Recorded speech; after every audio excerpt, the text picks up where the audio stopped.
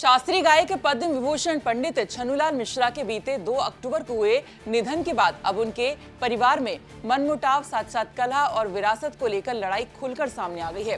दिवंगत छन्नूलाल मिश्रा की बेटी नम्रता मिश्रा ने जहां एक ओर अपने बड़े भाई रामकुमार मिश्रा पर परंपराओं का निर्वाह न करने और बेटे का फर्ज अदा न करने का आरोप लगाया है, तो वहीं पंडित छन्नूलाल मिश्रा के बड़े बेटे यानी रामकुमार मिश्रा ने अपनी बहन नम्रता पर संपत्ति को धोखे से बेचने के साथ साथ और भी कई गंभीर आरोप लगाए हैं। लेकिन हद तो तब हो गई जब दोनों ही भाई बहन अपने स्वर्गीय पंडित छन्नूलाल मिश्रा की 13वीं यानी कि त्रयोदशी भी अलग अलग स्थान पर करने वाले हैं और इसके कार्ड भी छप गए हैं और इन कार्ड्स को बांटना भी शुरू कर दिया है।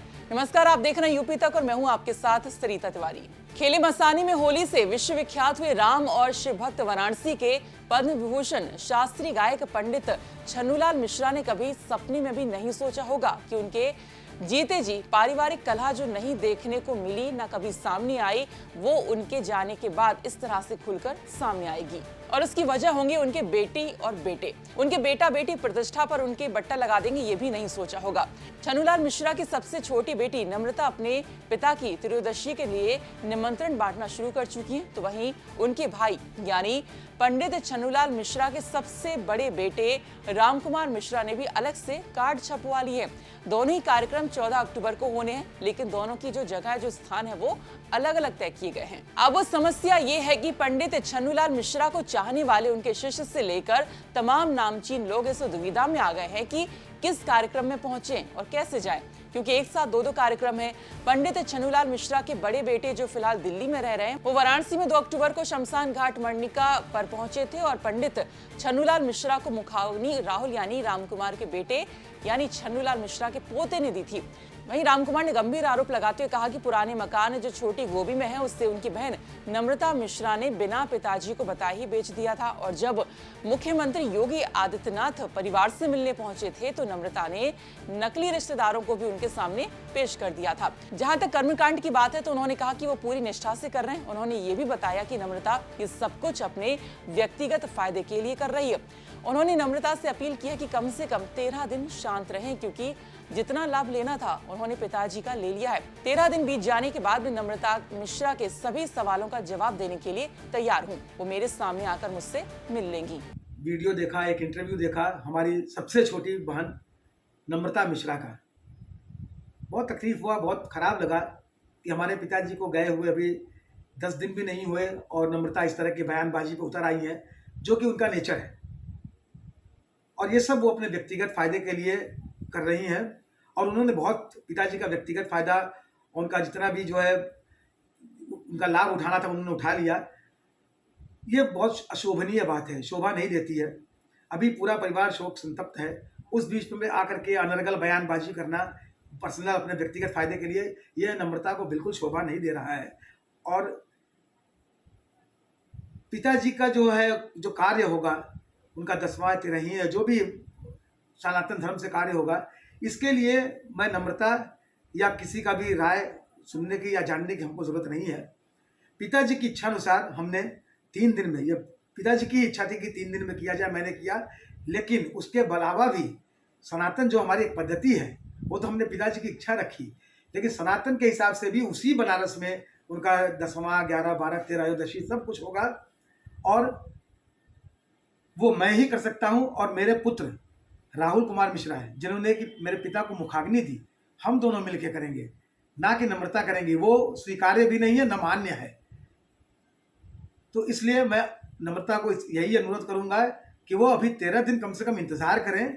उसके बाद जो है उन्होंने जितना पिताजी का लाभ उठाना था ले लिया, अब व्यक्तिगत लाभ को अपने छोड़ते हुए, उसको हटाते हुए, हम लोग जैसे उनकी आत्मा के लिए प्रार्थना कर रहे हैं और सारे देश कर रहा है, सारी दुनिया कर रही है, वो भी पिताजी की आत्मा के लिए, शांति के लिए प्रार्थना करें। मीडिया में आने से और ये झूठा प्रसिद्धि जो पिछले 2.5-3 साल से कर रही है, प्राप्त करने की जो कोशिश कर रही है, बहुत सारी चीज़ें, इसका न करें। उसके बाद पिताजी का 13 दिन हो जा रहे हैं तो उसके बाद उनकी जो इच्छा हो हमसे बात करें, सामने आके बैठें या जिसको सामने रख के बात करना है वो बैठे। मैं उनके हर बात का जवाब भी देने को तैयार हूँ। वहीं इस मामले पर छन्नूलाल मिश्रा की सबसे छोटी बेटी और रामकुमार की बहन नम्रता मिश्रा से जब खास बातचीत की तो उन्होंने अपने भाई पर आरोप लगाया कि पिताजी का रीति रिवाज से अंतिम संस्कार नहीं किया गया। साथ साथ नम्रता ने अपने ऊपर लगे प्रॉपर्टी और साथ ही नकली रिश्तेदार योगी आदित्यनाथ के सामने पेश करने पर भी जवाब दिए। सुनिए। बीते दिनों संगीत जगत में एक अपूर्णीय क्षति देखने को मिली और शोक की लहर भी दौड़ गई थी, क्योंकि पद्म विभूषण शास्त्रीय गायक पंडित छन्नूलाल मिश्र की मृत्यु मिर्ज़ापुर में उनकी बेटी के आवाज़ पर हो गई थी। इसके बाद से ही पंडित छन्नूलाल मिश्र की सबसे छोटी बेटी और उनके सबसे बड़े बेटे में जो मनमुटाव की तस्वीरें और बयानबाजी सामने आने लगी। हमारे साथ बात करने के लिए उनकी सबसे छोटी बेटी नम्रता मिश्रा जी हैं। इनसे जानते हैं जिस तरह के आरोप लग रहे हैं, आपके जो सबसे बड़े भैया हैं राम कुमार मिश्रा जी, वो आरोप लगा रहे हैं कि जो आप अभी कर रही हैं कि ये आरोप तमाम लगा रही हैं उनके ऊपर, और साथ ही साथ ये भी कह रही हैं कि उनको ये सब कर्मकांड करना चाहिए, न कि जल्दी चले जाना चाहिए। उन्होंने अपने कर्म और दायित्व का निर्वहन नहीं किया। तो आखिर ये सब बातें क्यों निकल कर आ रही हैं, और इससे कहीं ना कहीं पंडित छन्नूलाल मिश्र जी की जो छवि है वे भी धूमिल होती जा रही है। देखिए, सबसे पहले तो मैं कहूँगी कि ये सवाल आपको राम कुमार भैया से पूछना चाहिए। एक पुत्र होने के नाते उनको मालूम होना चाहिए कि पिताजी सिर्फ संगीत के लिए नहीं बल्कि अपनी सनातन मान्यताओं, अपनी आध्यात्मिकता, उन्हें संगीत संत की उपाधि दी गई थी। आप सब जानते हैं कि वो सनातन परंपराओं और धर्म के लिए कितना पूरा जीवन उन्होंने निकाल दिया, राम राम करते हुए। उनके आखिरी शब्द भी जय सिया राम थे। ऐसा धार्मिक व्यक्ति क्या ये कभी कह सकता है कि मेरा क्रियाक्रम के समय तुम लोग बाल भी मत कटवाना, तुम लोग लाल और काले कपड़े पहन के जीन्स पहन के आ जाना, उसी में दाह संस्कार कर देना, तुम लोग वो सफ़ेद कपड़े भी मत पहनना जिसको पहन के दाह संस्कार किया जाता है। मतलब कोई भी परंपरा मत मानना, तुम बस आके आनन फानन में किसी तरह मेरा दाह संस्कार करके। देखिए, आप लोग वहाँ प्रत्यक्षदर्शी हैं, पिताजी के उस दाह संस्कार के समय आप सब मीडिया बंधु वहाँ पे थे। आपने देखा था कि किस तरह से इधर पिताजी की चिता जल रही है और पीछे चाय पानी चल रहा था, हंसी मजाक चल रहा था भैया का। तो कितना उनको प्रेम है, कितना उनकी श्रद्धा है पिताजी के प्रति, वो तो वहीं दिख गई थी। तो उसके लिए मुझे कुछ प्रमाण देने की ज़रूरत नहीं है, वो प्रमाणित है, वो प्रत्यक्ष मीडिया में सबने देखा था कि क्या हुआ था। आरोप उनका ये भी है जो अभी तक हम लोग को पढ़ने सुनने में आया है कि आप जब सीएम योगी आदित्यनाथ खुद आए थे यहाँ पर, उनका आरोप ये कि जो नकली रिश्तेदार आप लोगों ने वहाँ बनाकर लोगों को खड़ा कर दिया था, और जबकि आपको ऐसा नहीं करना चाहिए था। इस तरह के भी आरोप लगा रहे हैं। आप मुझे बताइए, जब असली रिश्तेदार जिनको शर्म आनी चाहिए कि 13 दिन भी वो अपने जीवन का अपने पिता के लिए नहीं दे पाए, ऐसे रिश्तेदार जब दूसरे दिन ही चले गए और चौथे पाँचवें दिन जब योगी जी आते हैं, वो बेटा जो कि सुबह 4:30 बजे इन्फॉर्म करने पर रात को 8:30 बजे बनारस पहुँचता है, क्या मैं 3 घंटे पहले उनको बता देते कि योगी जी आ रहे हैं तो वो फ्लाइट से आ जाते?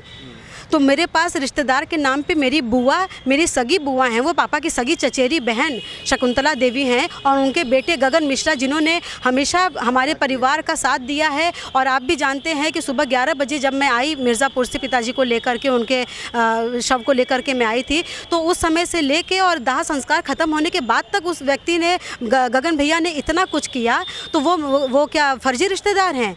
सगी चचेरी बहन, तो मैंने वहाँ पे किसी बाहर के व्यक्ति को तो नहीं खड़ा किया था। मैं अपने कॉलेज के प्राचार्य और अपने कॉलेज के चपरासी को तो लेकर नहीं गई थी। मैं वहाँ पे अपनी बुआ और उनके बेटे के साथ थी। बाकी जो पूरे लोग थे वो दूसरे कमरों में बैठे हुए थे। वो वहाँ उस मोहल्ले के जो मैंने अनीता दीदी को भी बुलाया था, मैंने बड़ी दीदी के बेटे आदित्य को भी बुलाया था। उस समय मुझे नहीं पता था कि योगी जी कितने बजे आएंगे। मुझे 2 घंटे पहले ये सूचना मिली कि उनके शेड्यूल में ये भी है कि वो रिश्तेदार उन्होंने बोल दिया। तो फिलहाल इसी के साथ इस वीडियो में इतना ही। ये जानकारी भेजी थी वाराणसी से हमारे सहयोगी रोशन जायसवाल ने। बाकी खबरों के लिए आप देखते रहिए यूपी तक। नमस्कार।